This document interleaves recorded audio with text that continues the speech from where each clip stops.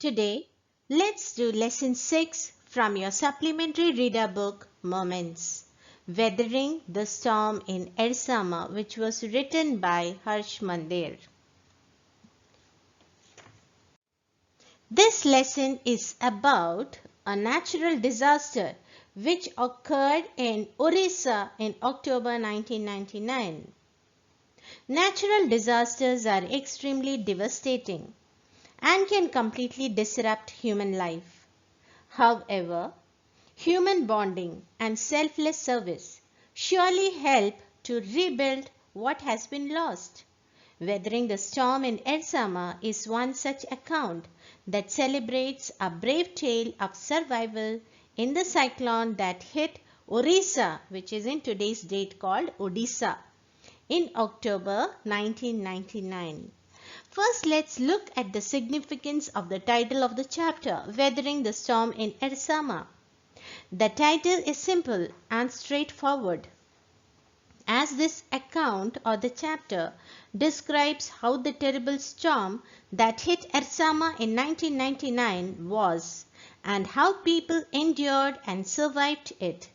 It is about the courage of a teenage boy who made consistent efforts to rehabilitate his villagers. He got over his own sorrow and worked hard to bring cheer to the lives of the orphans and the widows. The title effectively prepares the reader to go through an account or lesson of bravery that came to light during the storm in Ersama. Before we begin reading the chapter, first let us know about the author of the lesson, Weathering the Storm in Ersama. Harsh Mandir was born on 17th April 1955 and he is an Indian author, columnist, researcher, teacher and a social activist who started the Karwa-e-Mohabbat campaign in solidarity with the victims of communal or religiously motivated violence. He is the director of the Center for Equity Studies, a research organization based in New Delhi. He also served as Special Commissioner to the Supreme Court of India in the Right to Food campaign and was a member of the National Advisory Council of the Government of India, set up under the UPA government. Weathering the Storm in Ersama. First, let's look at the theme of the chapter. The chapter is based on the theme that if one wishes to get over one's own sorrow, then one should help others. Service unto mankind is the biggest healer. Another theme is that courage helps people to get over hard times. Prashant was a young boy, but his age did not stop him from being courageous. He walked 18 kilometers to find his family, and instead of sulking in his personal sorrow, he toiled hard to lead his villagers out of their miseries. Now let's start reading the introductory part of the lesson. The cyclone that hit Orissa in October 1999 killed thousands of people and devastated hundreds of villages. For 2 dreadful nights, Prashant, a young man, was marooned on the roof of a house. On the 3rd day, he decided to go to his village. Did he find his family? Here the term or the word marooned means leave trapped and alone in an inaccessible place. That is, a place which is trapped in such a way that nobody could reach that place with help. So let us find out what the story holds for us in the coming pages. The protagonist of this chapter or the lead character of this chapter is Prashant. Prashant was an 18-year-old boy who lived in the village Kalikuda in Orissa. He suffered a personal tragedy when he lost his mother. At that time he was only 12. 7 years later, On 27th October 1999, he encountered another tragedy when he got trapped by the cyclonic devastation that hit his state. Prashant's strong and courageous character came to fore at this time of crisis. This chapter is based on the life experience of the protagonist of this lesson, Prashant, who lives in Kalikuda, which is 18 kilometers away from Ersama. Odisha was battered by a super cyclonic storm on 27th October 1999 that made landfall near Paradeep. You can see Paradeep here. Paradeep and Ersama both are the coastal areas of Odisha which lie close to Bay of Bengal.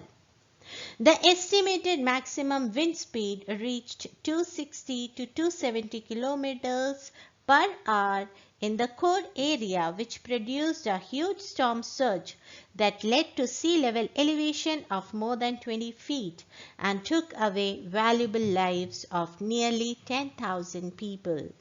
Now let's start reading the lesson. On 27th October 1999, 7 years after his mother's death, Prashant had gone to the block headquarters of Ersama, a small town in coastal Orissa, some 18 kilometers from his village, to spend the day with a friend. In the evening, a dark, menacing storm quickly gathered. Winds beat against the houses with a speed and fury that Prashant had never witnessed before. Heavy and incessant rain filled the darkness. Here menacing means suggesting the presence of danger or something that is very threatening to life. Fury means extreme rage. Incessant means unstoppable.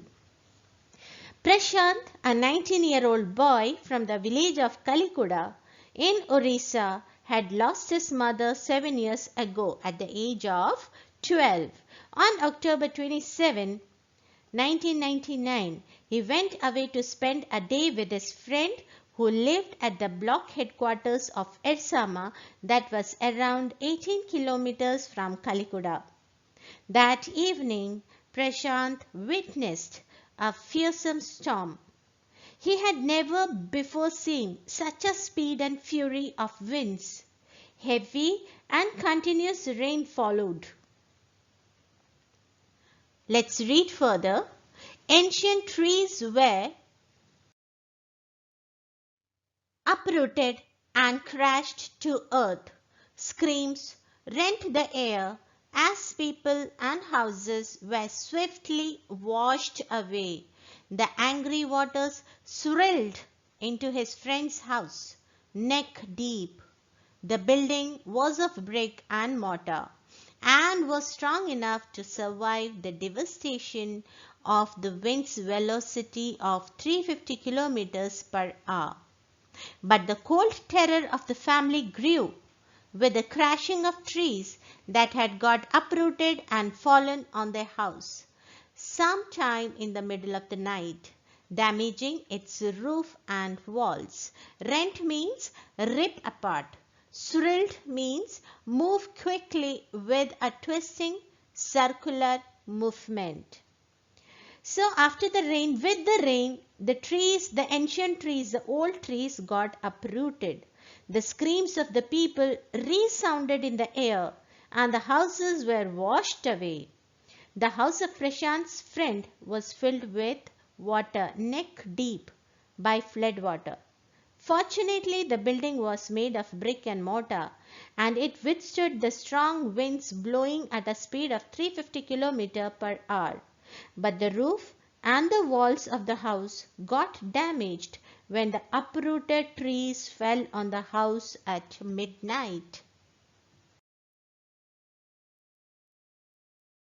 Here in the image you can see how the huts are immersed in the flood water and the dark clouds overhead. People taking shelter on the roofs of the huts or houses. The crazed destruction wrought by the cyclone and the surge of the ocean continued for the next 36 hours, although wind speeds had reduced somewhat by the next morning. To escape the waters rising in the house, Prashant and his friend's family had taken refuge on the roof. Prashant will never forget the shock he experienced at his first glimpse of the devastation wrought by the super cyclone in the grey light of early morning. A raging, deadly, brown sheet of water covered everything as far as the eye could see. Only fractured cement houses still stood in a few places. Blotted animal carcasses and human corpses floated in every direction. All round, even huge old trees had fallen. 2 coconut trees had fallen on the roof of the house. This was a blessing in disguise because the tender coconuts from the trees kept the trapped family from starving in the several days that followed. Crazed means insane or wildly out of control. Destruction wrought means damage caused.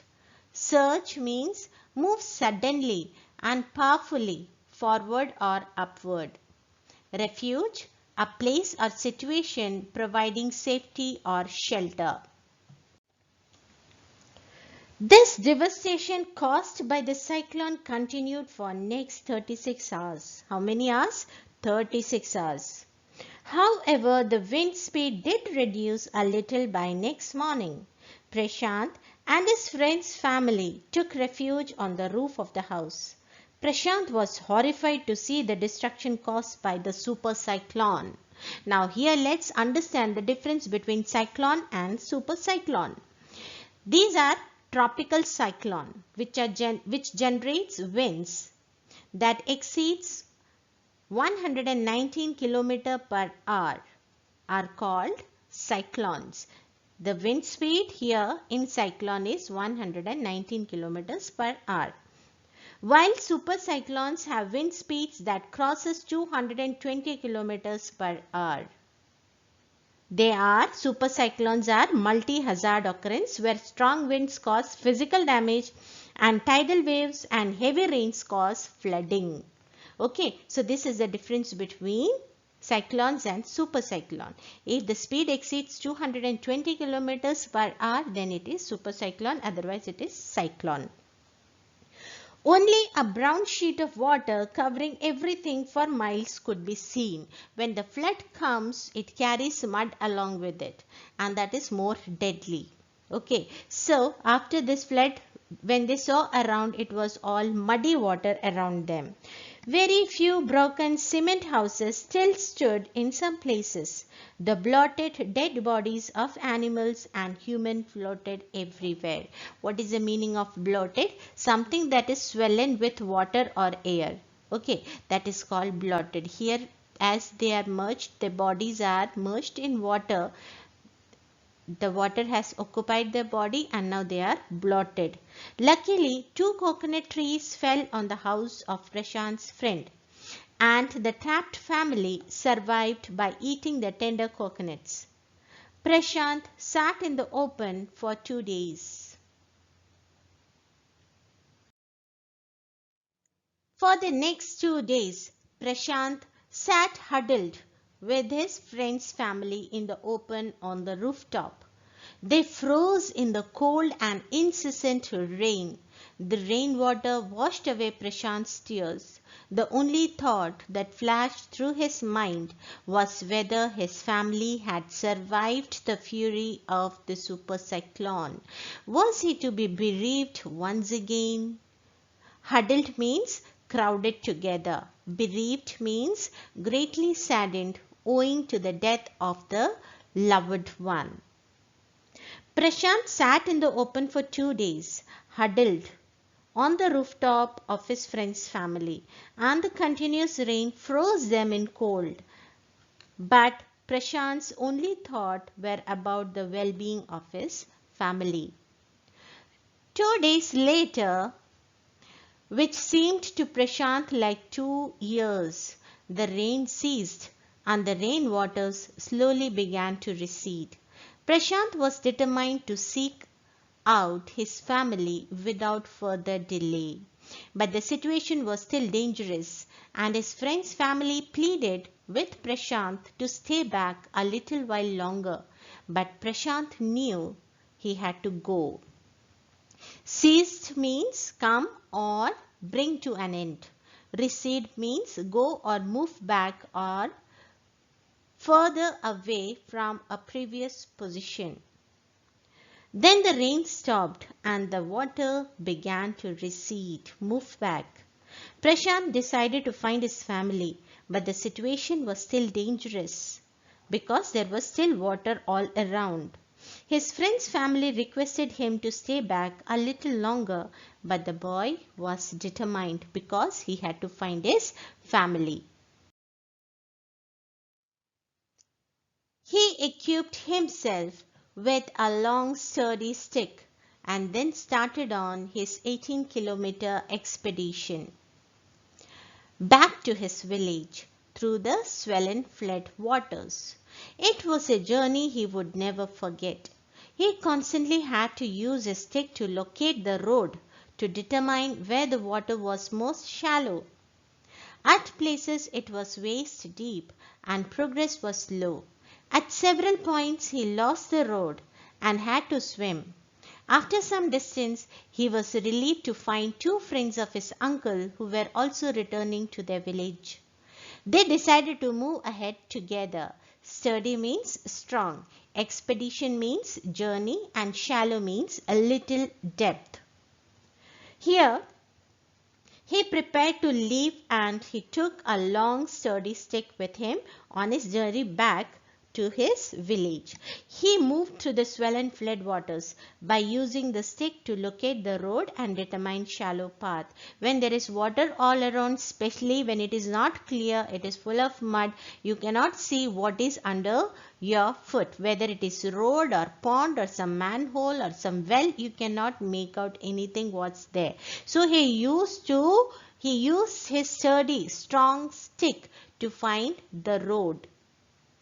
He covered the difficult journey by slowing down his pace where water was waist deep and by swimming where he lost the road. There were times when he was out of the road, when he lost the road, then he had to swim back. After some time, he found two friends of his uncle who were also returning to their village. So this was a solace for him, a comfort for him, seeing two more familiar faces who were traveling to his own village, Kalikuda. The three of them moved together further.